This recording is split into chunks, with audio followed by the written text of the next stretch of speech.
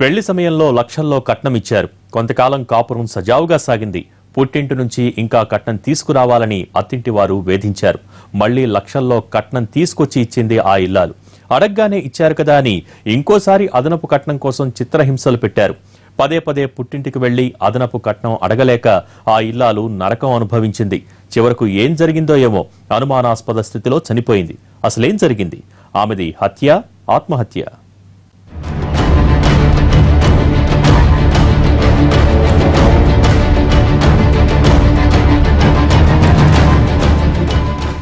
వరకట్న వేధింపులకు బలైపోయిన ఈమె పేరు జ్యోతి. నల్గొండ జిల్లా హుజూర్ నగర్ కు చెందిన జ్యోతికి హైదరాబాద్ శివార్లోని గాజుల రామారానికి చెందిన ధనలక్ష్మణాచారితో 9 ఏళ్ల క్రితం పెళ్లైంది. పేరులోనే ధనమని ఉన్న భర్త పెళ్లి సమయంలో 8 లక్షల కట్నం తీసుకున్నాడు. వీరి కాపురం కొంతకాలంగా సజావుగా సాగింది. 2 మగపిల్లలు పుట్టారు. ఓ ప్రైవేట్ కంపెనీలో ఉద్యోగం చేస్తున్న చారి అదనపు కట్నం కోసం భార్యను చిత్రహింసలు పెట్టాడు. అపార్ట్మెంట్ లో ఓ ఫ్లాట్ కొందామని పుట్టింటికి వెళ్లి మీ నాన్నను అడిగి 8 లక్షలు తీసుకురమ్మని జ్యోతిని వేధించారు భర్త, ఆడపడుచు.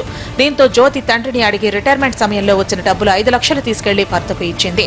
అడగ్గానే అత్తింటి వాళ్లు 5 లక్షలు ఇవ్వడంతో అత్తింటి వారిలో దురాశ పుట్టింది. ఎలాగైనా జ్యోతి నుంచి మరింత కట్నం రాబట్టాలని చూశారు. చారి తండ్రికి ఆరోగ్యం బాగలేదని సర్జరీ కోసం మరో 2 లక్షలు తీసుకురమ్మని భర్త, ఆడపడుచు, బావ కలిసి వేధించారు. ఇదే విషయమై కొంతకాలంగా భార్యాభర్తల మధ్య గొడవలు జరుగుతున్నాయి. ఇంతలో ఏం జరిగిందో ఏమో అర్ధరాత్రి 2 గంటల సమయంలో జ్యోతి ఆత్మహత్య చేసుకుందని ఆమె తల్లిదండ్రులు, బంధువులకు సమాచారం ఇచ్చారు. వెంటనే జ్యోతి బంధువులు ఘటనాస్థలానికి చేరుకున్నారు. జ్యోతిని చంపేసి ఆత్మహత్యగా చిత్రీకరించారని, తమకు న్యాయం చేయాలని జ్యోతి బంధువులు డిమాండ్ చేస్తున్నారు.